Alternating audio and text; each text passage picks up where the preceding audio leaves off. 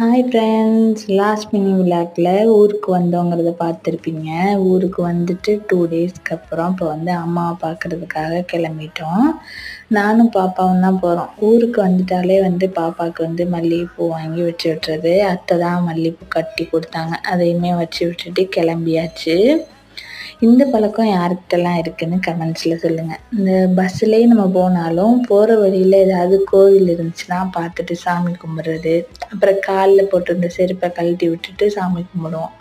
இதெல்லாம் வந்து சின்ன வயசுலேருந்தே எங்கள் அம்மா எல்லாருமே வந்து பார்த்து பழகுனதுனால எங்களுக்குமே அப்படி பழகிருச்சு. இந்த மாதிரி போகிற வழியில் இப்போ வந்து குன்றக்குடி கிராஸ் ஆகிடுச்சா, எல்லாருமே சாமி கும்பிட்டுட்டு அப்படியே போவோம். என்னையை பார்த்து பாப்பாவுமே இப்போலாம் வந்து பஸ்ஸில் போனாலும் ஆட்டோவில் போனாலும் வழியில் சாமி வந்துச்சுன்னா கையெடுத்து கும்பிடுது. இதுவும் ஒரு நல்ல பழக்கம்தான், சாமி கும்பிட்றது.